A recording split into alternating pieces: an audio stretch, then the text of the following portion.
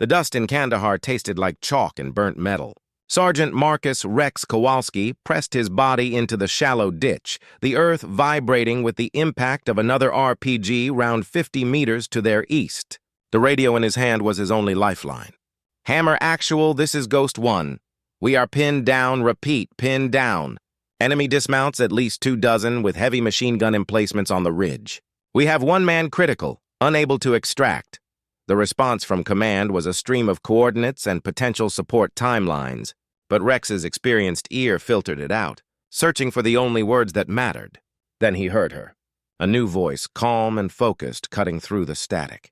"Ghost 1, Reaper is inbound. 10 minutes out. Hold fast! 10 minutes!" It was a lifetime under this kind of fire. In the cockpit of her A-10C Thunderbolt II, Captain Eva Reaper Rossi adjusted her oxygen mask.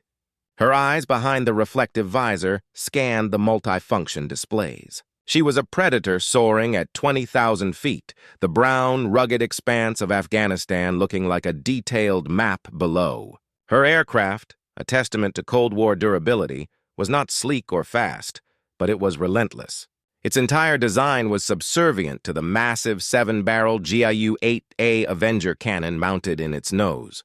Ava's gloved hand rested on the throttle. 10 minutes. She knew what that felt like on the ground. She had heard the recordings, the strained voices, the sudden silence. Her father's words, from a lifetime ago, echoed in a quiet corner of her mind. "It's about the man on the ground, Evie. You are his guardian angel."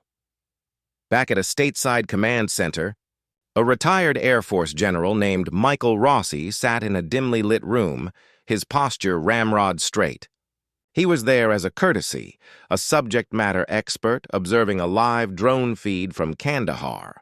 His coffee sat untouched and cold. On the large screen, the thermal images of the SEAL team were clear, bright white shapes huddled against the darker earth. The enemy positions on the ridge flashed as red markers. Then, a new data tag appeared on the screen, a small alphanumeric identifier tracking an inbound friendly aircraft.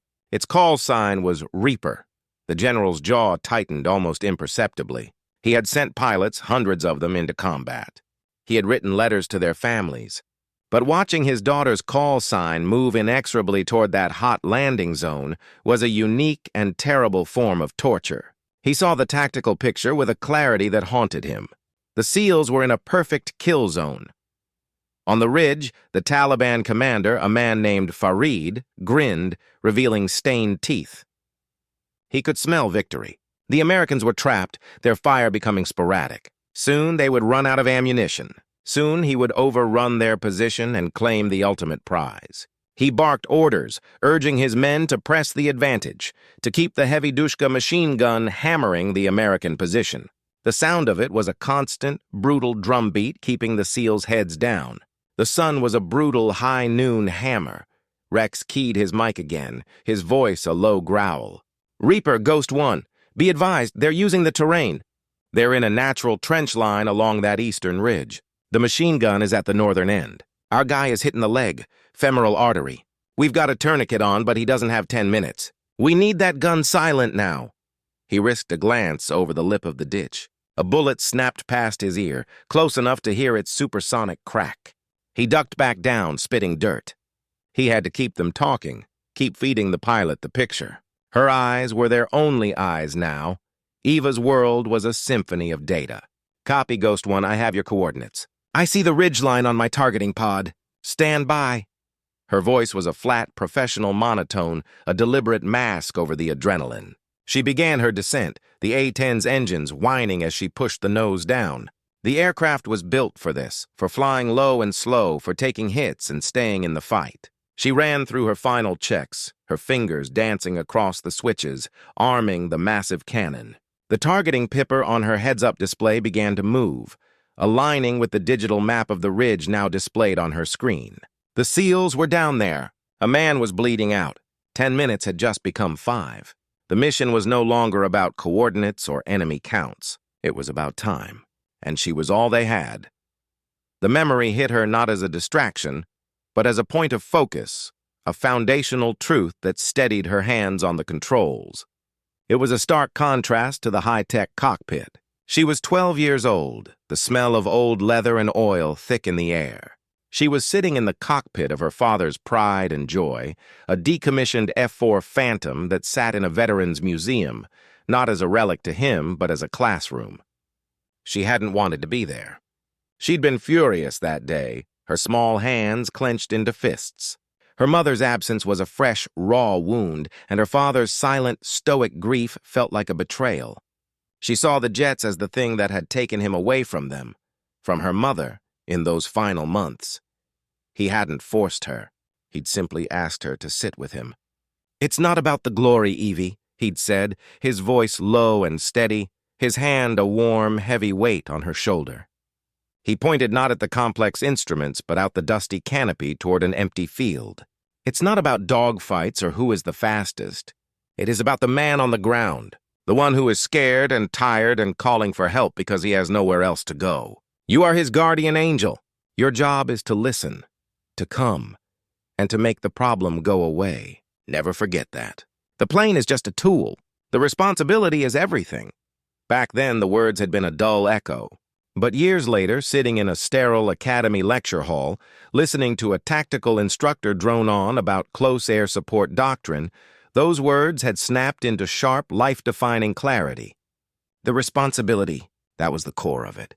It wasn't a love of speed or a desire for adventure that had driven her through the grueling training, through the condescending remarks from some of her male peers, through the endless nights studying systems and tactics. It was that single, solemn idea.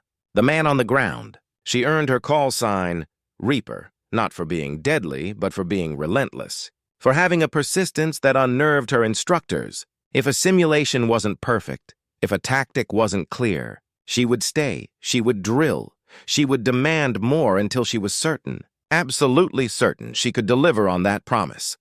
Now, that man on the ground had a name, Ghost 1, and he had a critical casualty. The ghost of her father's lesson was a physical pressure in her chest. She was descending through 15,000 feet, the air becoming thicker, the details of the terrain resolving from a map into a real deadly landscape. She could see the wadi, the dry riverbed where the seals were trapped, a gash in the earth.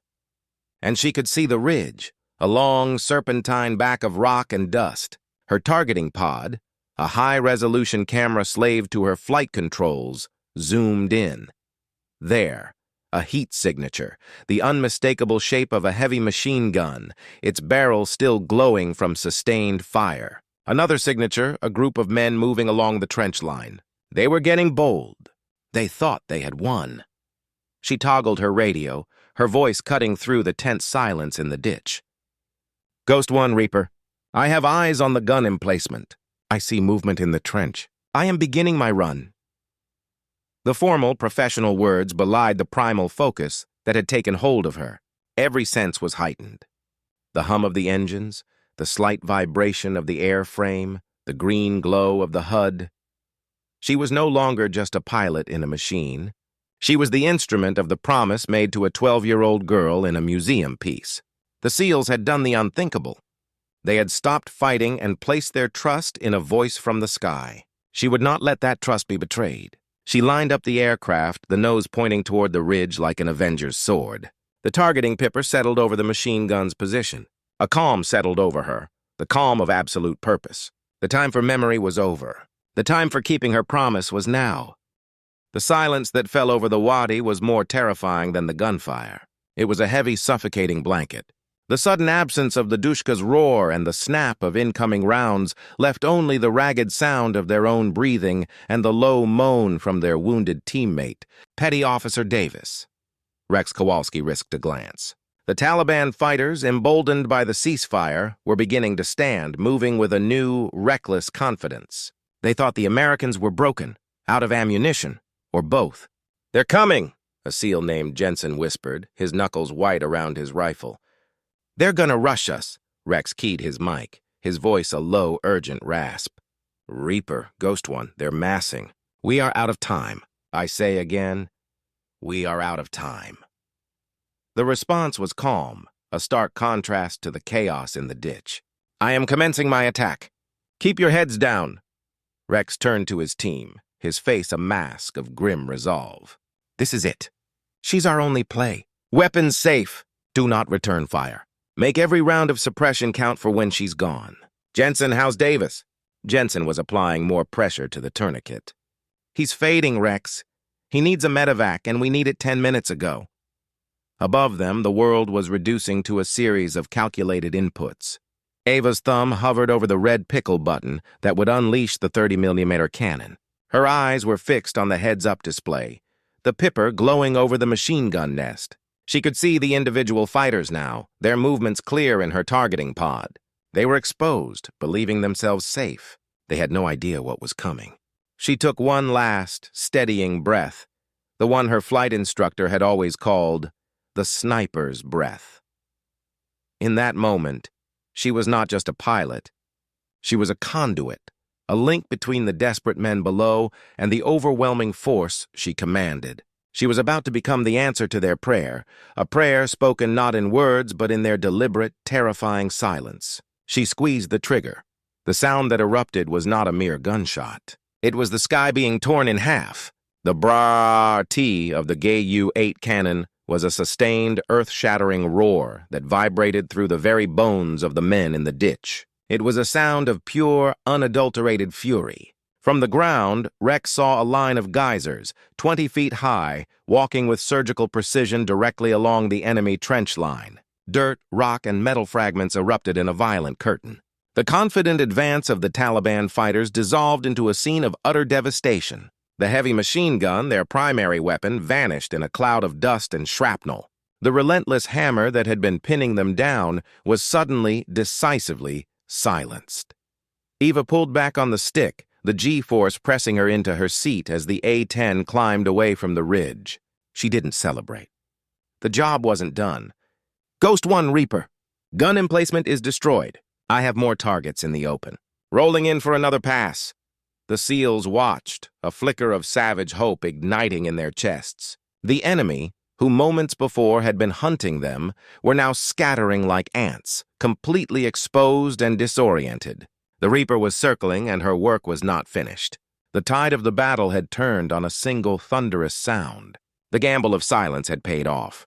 They had held off, and their guardian angel had answered with relentless, overwhelming force. The sudden, shocking silence left by the cannon's roar was almost as deafening as the blast itself. For a few precious seconds, the only sound in the wadi was the faint whistle of the A-10's engines as it climbed for another pass and the harsh, ragged breathing of the SEALs. Rex Kowalski dared to lift his head higher. The eastern ridge was a smoking scar, the trench line chewed apart as if by a giant's fingernails. The heavy machine gun was simply gone. He saw figures, small and desperate now, scrambling out of the ruined trench completely exposed. The predator had become the prey. Reaper Ghost 1, good effect on target. I say again, good effect. They're in the open now. They're running. His voice was tight with a fierce, vindicated joy. In the cockpit, Eva heard the confirmation. A grim satisfaction settled in her gut, but there was no time to savor it. The targeting pod showed her the chaos she had wrought. The enemy was disorganized, panicked. This was the moment to break them completely. Copy, Ghost 1, engaging dismounts. She banked the Warthog, a graceful turn that belied its brutish appearance, lining up for another run. Her thumb found the trigger again. This pass was different. It was shorter, more precise. A series of controlled, devastating bursts aimed at the clusters of fleeing fighters. Each brrrr-t was shorter, more economical, but just as lethal. The geysers of dirt and rock walked through them, cutting down any attempt to regroup. She was not just attacking. She was systematically dismantling their will to fight. On the ground, the SEALs watched the display of aerial dominance with a kind of awe. Jensen, still applying pressure to Davis's leg, looked up at the sky. "I could kiss that pilot," he muttered, a shaky grin on his face. The sense of imminent death had lifted, replaced by the clear, clean feeling of survival. The tide had turned so absolutely, so decisively, because of the woman in that cockpit. They had been minutes from being overrun. Now the enemy was being erased from the battlefield. Eva pulled up from her second pass, her eyes scanning the instruments. The ridge was quiet. No more significant movement. The immediate threat was neutralized. Ghost 1 Reaper. The ridge is clear. I am switching to combat air patrol overhead. You should have a window for your medevac. She brought the A-10 into a wide, circling pattern, a guardian wolf watching over its flock. The immediate visceral danger was over, but the mission was not. Her job now was to ensure nothing else threatened them until the helicopter arrived. She had kept the first part of her promise. She had made the problem go away. Now she had to see them home. Rex was already on the radio to Hammer Actual, his voice urgent, but now filled with a new hope. Hammer Actual Ghost 1. The cast was a success. The ridge is neutralized. I say again, neutralized. We need that medevac now. Davis is critical. The LZ is hot but clear of heavy weapons. He could hear the relief in the controller's voice on the other end. The arrival of the A-10 had not just saved their lives, it had salvaged the entire mission. As he looked at his team, at the pale but stable face of Davis, he knew they had witnessed something extraordinary. They had been saved not by a faceless system, but by the skill and nerve of a single pilot. The name Reaper would be spoken with a new, profound respect in their team room for years to come. They had held off, and she had been relentless. The world exploded in a cacophony of shrieking metal and screaming alarms. One moment, Eva was circling peacefully, a watchful guardian in a calm blue sky. The next, a violent jolt slammed her against her harness, the A-10 shuddering like a wounded animal. A flash of orange and black from the corner of her eye. A lone RPG fired from a crevice her targeting pod had missed. "I'm hit! Losing hydraulics!" Her voice was a sharp, professional crackle over the radio, belying the cold fist of fear that clenched in her chest. The control stick felt loose, sluggish in her hand. A cascade of warning lights illuminated the cockpit, painting her face in a hellish red glow. Master caution, hydraulic pressure, engine fire. On the ground, the brief moment of relief shattered. Rex Kowalski watched in horror as the A-10, their savior, trailed a thick plume of dark smoke. "Reaper! Reaper, do you copy? What is your status?" The silence from the radio was more terrifying than any enemy fire. The sight of the wounded aircraft was a gut punch. The Angel was falling.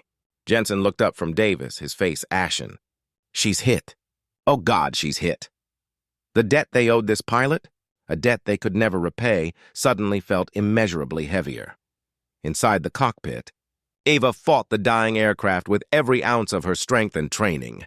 The smell of burnt wiring and hydraulic fluid filled her mask. The stick fought her, the aircraft wanting to roll and yaw to the right. She slammed her boot down on the left rudder pedal, muscles straining, fighting for stability. "Ghost 1, I've taken a hit in the right engine and hydraulics. Attempting to RTB, return to base." The words felt hollow. Bagram was a lifetime away. Her mind raced through emergency procedures, her hands moving across the console, flipping switches, trying to isolate the damage, to coax whatever life was left in the crippled warthog. The A-10 was built for this. It was a lesson drummed into every pilot. Redundancy, survivability. She shut down the failing right engine, the shuddering lessening slightly. She activated the manual reversion system, a backup that gave her direct, brute force control of the flight controls. No hydraulics needed. It was like trying to steer a truck with no power steering at 100 miles an hour, but it was control. She had control. She began a slow, painful turn, nursing the aircraft toward home, losing altitude with every mile. The ground, once a distant map, now looked dangerously close, a jagged landscape of rocks and death. Rex and his team watched the slow, agonizing flight of the A-10 as it limped across the sky, a wounded bird refusing to fall. They were helpless, their own survival now secondary to the fate of the pilot who had saved them. They listened to the tense, fragmented transmissions between Reaper and the air traffic controllers at Bagram, who were clearing the runway, scrambling emergency crews. The entire battlefield had gone quiet, the remaining Taliban fighters either dead or having melted away, the drama now playing out in the heavens. The mission was no longer about the ridge or the intel. It was about getting one pilot, one woman, home alive. The Reaper had given them a chance.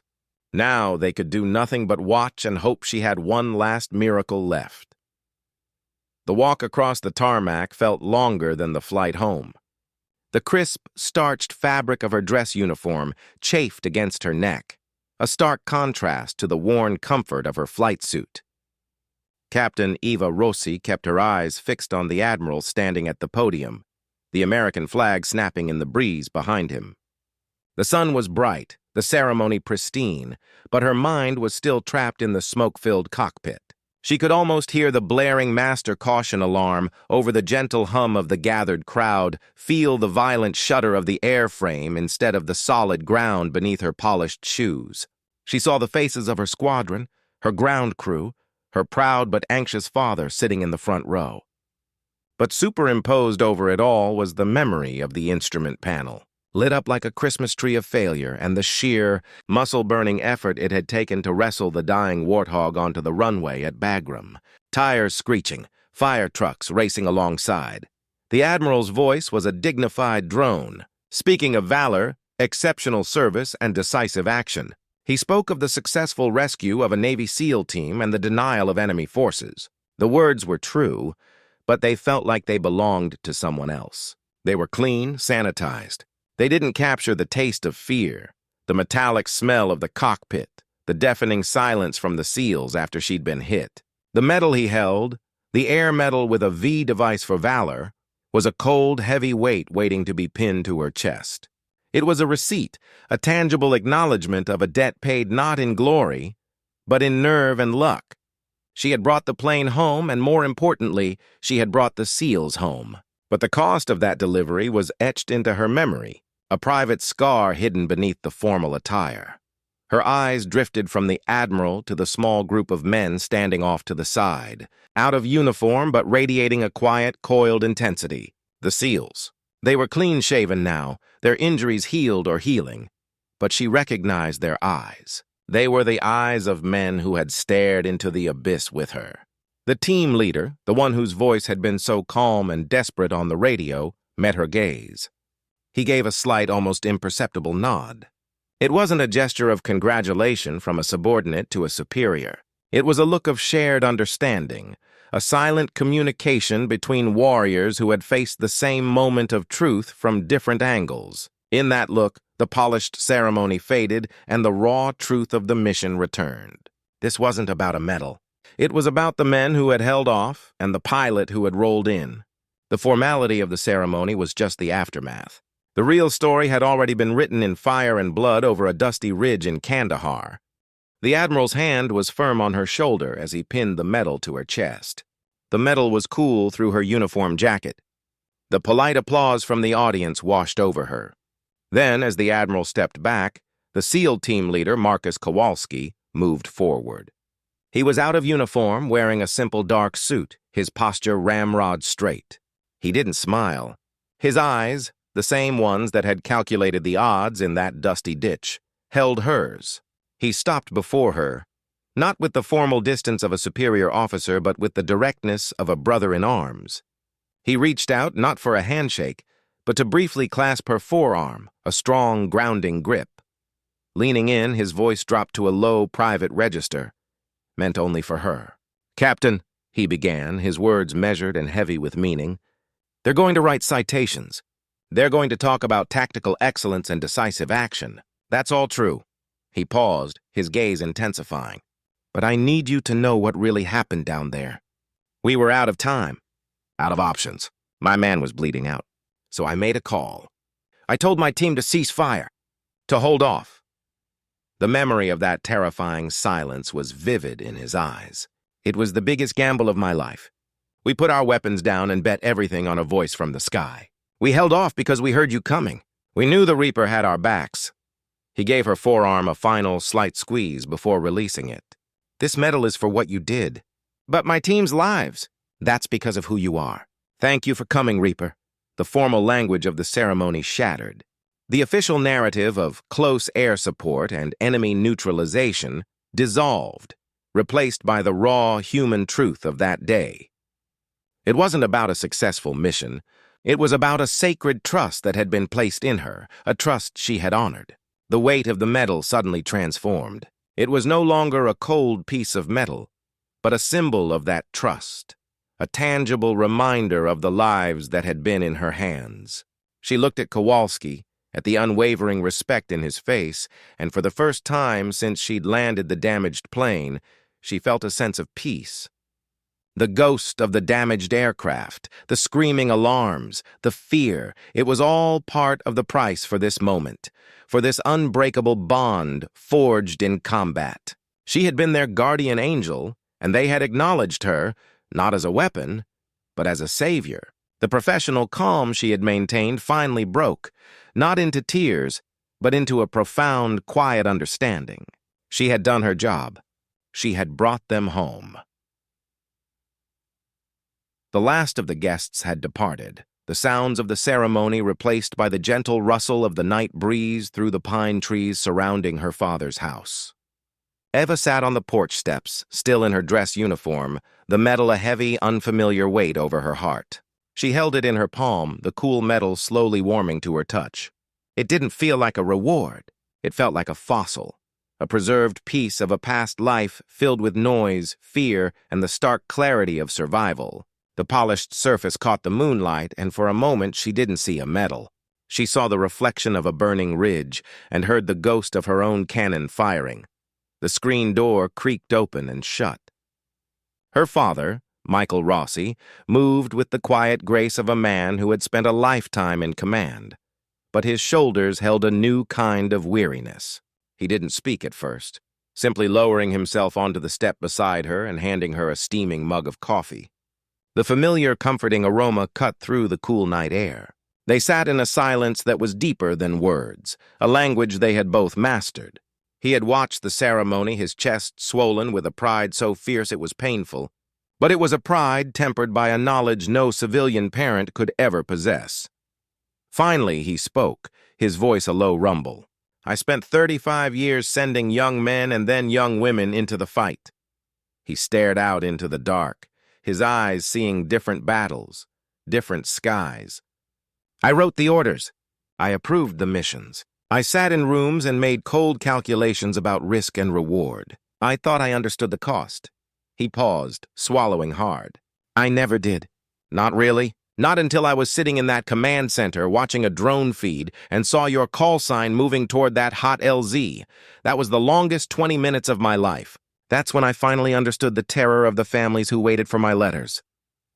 Eva looked at him. Truly looked at him. The stern general was gone. In his place was just her father, a man haunted by the same fears as any other. She thought of the SEAL team leader's words. "They held off, Dad," she said softly, her voice barely a whisper. "They stopped fighting. They put their weapons down and just trusted me." The enormity of that statement hung in the air between them. It was the ultimate act of faith in the fog of war.